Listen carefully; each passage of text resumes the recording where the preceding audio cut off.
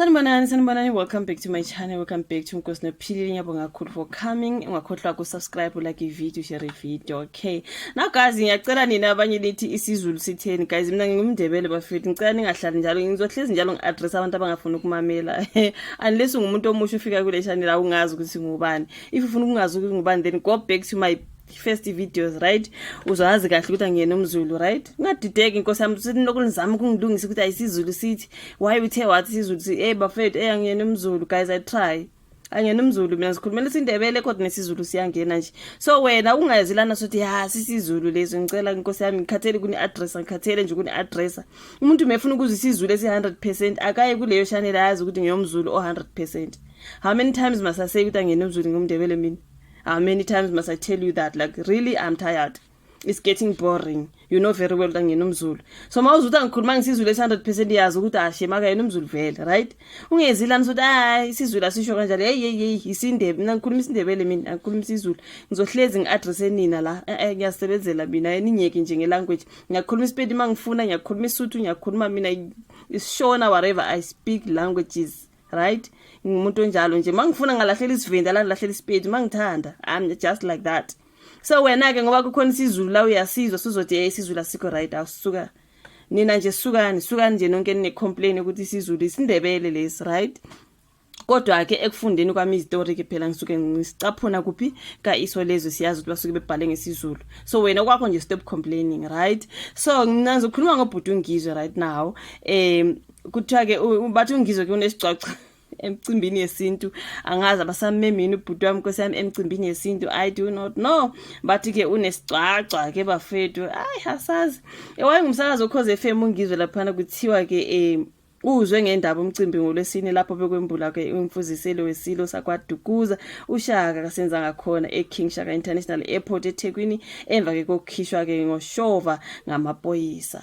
Remember ngipostile video lapha na bese King Shaka International Airport kuba bomongameli Ramaphosa nenkosi ke King Zwelithini King Misizulu kaZwelithini kwaqhamuka udade nje lapha na guys, thank you so much for watching that particular video. Yenza kahle kakhulu leyo video ngiyabonga kakhulu bafethu ukuthi niyayibuka. So sikhuluma ngakho ukuthi ngathi uNgizwe ngathi ubengafuneki lapha kulo yamcimbi bathi unesicwaca. Sikhuluma ke ngoNgizwe this time asakhulumi ngodade obeflyer ke. Udade utha kuyena uyabona ngathi into seziyambhedela uthi akusiyimi lo dada ume kancane. Kodwa ke ubhuti uNgizwe yena bathe wow.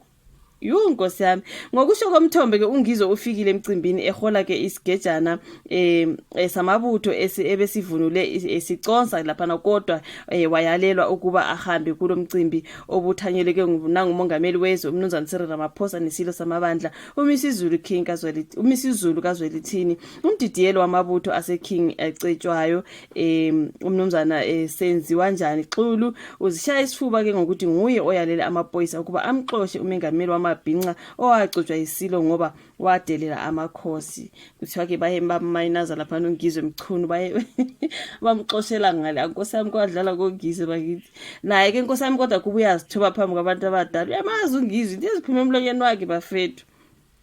So kuthiwa ke bekungekhona okokuqala ke uxulu emkhipha ngoshovu uNgizwe emcimbini wenza okufanayo nase emembesweni obusendaweni kwaNdebele ngiwathanda kakhulu amaNdebele ne yakwaMadlebe emavela mhlophe emeva mhlophe ngempela sonto edlule. Kuthiwa ke uxulu uxavule uNgizwe maqede wamyalela ukuba ahambe ngoba amabutho amthukuthelele ngoba wazwakala ebiza amakhosi ngezidakwa ezinkundleni zokuxhumana. Iyona nkinga ngoNgizwe into ezophuma emlonyeni kabhuti uNgizwe izomxabanisa nabantu waya bafethu like Ngizwe wemchunu ka into ezophuma emlonyeni kaNgizwe bafethu cabanga nje sebiza amakhosi ngezidakwa uNgizwe bafethu no. So kulo mcimbi obuhanjelwe ngamakhosi ezizwe ke eziningi inkosi yase emacambini uMthokozi Mathaba behambiseke umkehlo ke nomembeso endodakazini yenkosi yasemeva mhlophe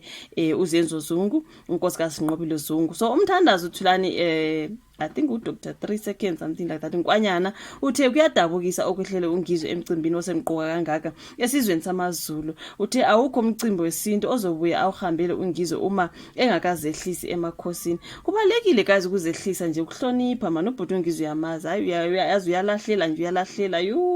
Inhlonipho ayikho Nkosi yami ukuthi usuke yena azilinganise nabantu abadala uNgizwe athi ngoba yena ungumongameli wamabhinqa. I think that is the problem. Sitshela nje ukuthi ngumengameli wamabhinqa mina sefuna ukulingana nabantu abadala izobe inkinga leyo nto Nkosi yami bakithi uthe imvunulo izogcina seyiphenduke amapijama kuye ngoba uzogcina eselala ngayo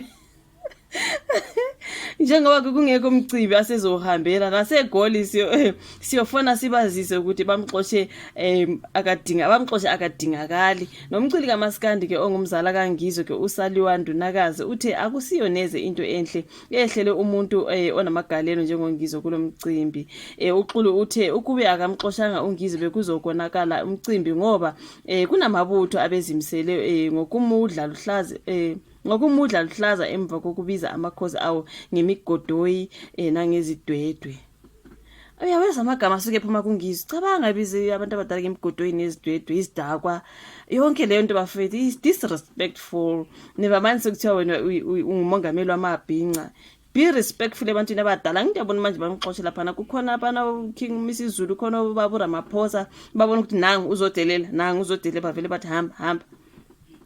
Phuwa Ngizwe noma ngimzwela kunjalo Nkosi yami naye emlonyeni bakithi uxulu uthe ukuziphatha nezinkulumo zikaNgizwe kwenza bazibuze imibuzo eminingi ngokuqokwa kwakhe njengokuthi waqokwa ngaliphi futhi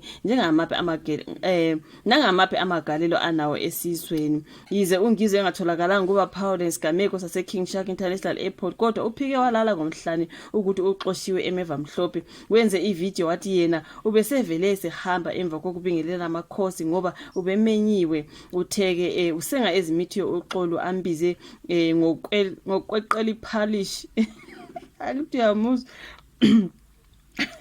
ambize ngokweqela uthwali ikweqela iphalishi ukuthi ubengafuna kuloya mcimbi imizamo yokuthola kuPaula kokhulumela indlunkulu kaZulu ayiphumelelanga kwamanye amavideo Ngizwe zwakala ibiza amakhosi ngemigodoyi futhi wasola nje ngokulala nondlunkulu bawo emadokodweni akwashembe hayi yazi indaba zikaNgizwe inhlonipho ibalekile mangabe sekuthiwa nawe ke umongameli wani okubalekile kodwa umuntu omdala uyohleze umuntu omdala right you cannot be calling abantu abadala idaka imigodoyi like really manje la kuba mxoshile ngale manje kuthiwa kusenezicwacwa ke manje emcimbini yesintu uthi na imvunulo le isizophenika amapijama seyolala ngayo kuzovunula eyaphi Nkosi yami ngabamfuni indawo nje abamfuni indawo basaba ukuthi uzofika delele nje avela ngahloniphi Nkosi yami angazi uNgizwe bakithi hayi cha ngeke bafethu asazi ke kuthiwa ke uxoshiwe ke uNgizwe laphana emcimbini bekukhona lo yadade befly